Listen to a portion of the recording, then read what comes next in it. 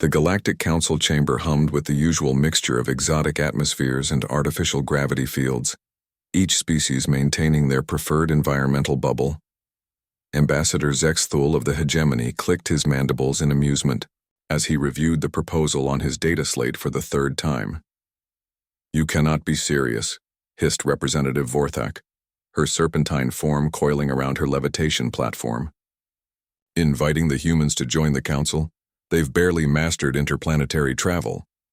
Zexthul's compound eyes glittered with mischief. "Precisely why it's perfect. The Terrans have been so persistent in their applications. Their diplomatic vessels arrive monthly, always with the same naive hope." He gestured with one of his forearms toward the viewing portal, where Earth's small delegation ship could be seen docked at the outer ring. "We grant them provisional membership. Let them embarrass themselves in front of the entire galaxy, and they'll crawl back to their little blue planet in shame." The idea had been born from frustration more than malice. For decades, humanity had been knocking on the galaxy's door with the enthusiasm of a child wanting to sit at the adult's table. Their technology was primitive, their lifespans laughably short, and their military consisted of chemical propulsion rockets and nuclear weapons, tools that most civilizations had abandoned millennia ago. "The entertainment value alone makes it worthwhile," added Councillor Threnx, his crystalline form chiming as he spoke. "Imagine their faces when they realize they're expected to contribute to discussions on dark matter manipulation and consciousness transfer protocols."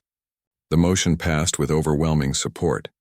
It would be the cosmic equivalent of inviting a kindergartner to a university lecture, harmless fun at humanity's expense.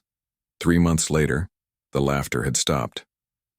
Dr. Sarah Chen stood at the Yao podium in the council chamber, her simple cloth uniform a stark contrast to the elaborate exoskeletons, energy fields, and biomechanical constructs surrounding her. She was unremarkable by galactic standards.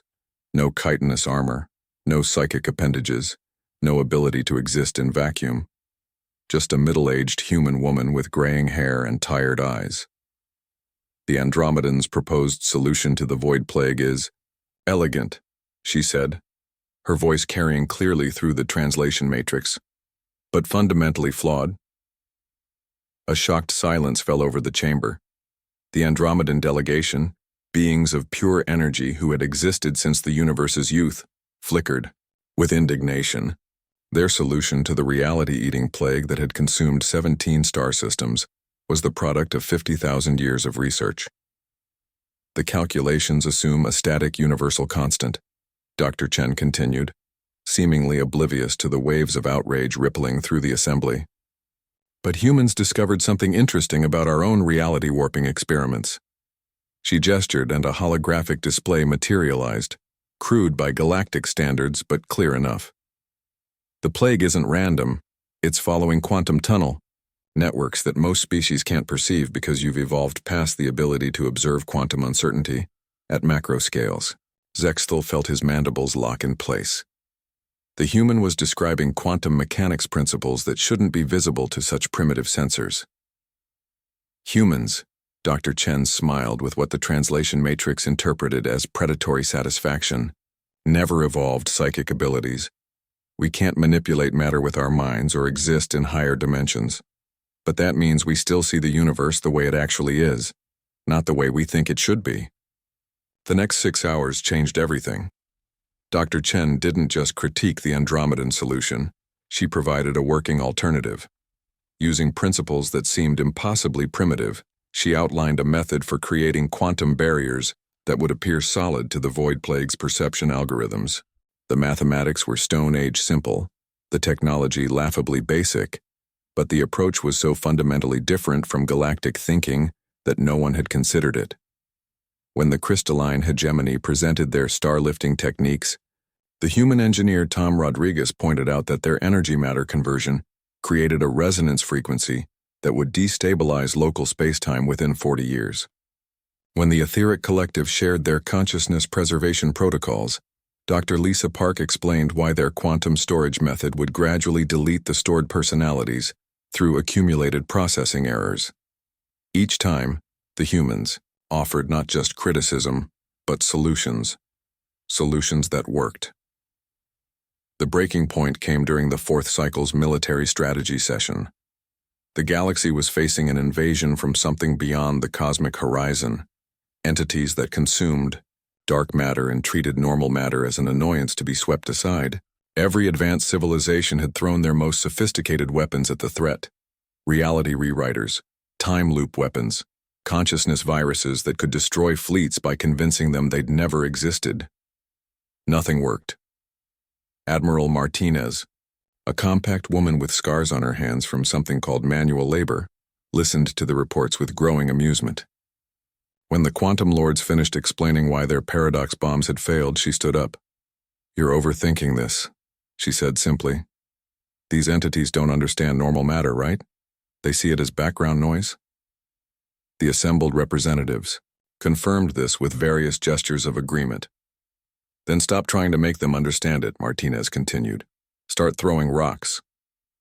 The suggestion was so primitive that several species' translation matrices failed to process it properly. Rocks? In space warfare? Mass drivers, Martinez clarified. Kinetic impactors. Accelerate normal matter to relativistic speeds and let physics do the work. If they can't perceive it as a threat, they won't defend against it. The first human-designed kinetic bombardment destroyed an entity that had shrugged off weapons capable of unmaking solar systems. The projectile was a chunk of iron accelerated to 90% of light speed, technology that predated galactic civilization by eons. Now, 18 months after that first joke invitation, Ambassador Zexthul found himself in the same chamber, but the dynamic had shifted entirely. The humans sat at the central position, not through conquest or political maneuvering, but because everyone else had learned to wait for their input before making major decisions. "The Terran delegation has prepared their assessment of the spiral arm colonization proposal," announced the council moderator, and the chamber fell silent.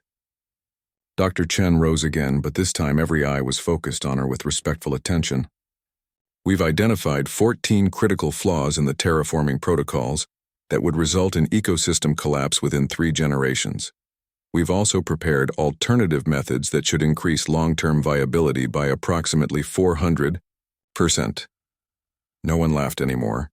No one questioned the primitive humans with their crude technology and brief lifespans. They had learned that sometimes the most advanced solution was to remember what everyone else had forgotten. That the universe had simple rules that worked regardless of how sophisticated you became. The galaxy's greatest civilizations had spent eons becoming too clever to see the obvious. It took humanity, stubborn, primitive, blindly persistent humanity, to remind them that intelligence without wisdom was just elaborate ignorance. And now, when the humans spoke, the galaxy listened.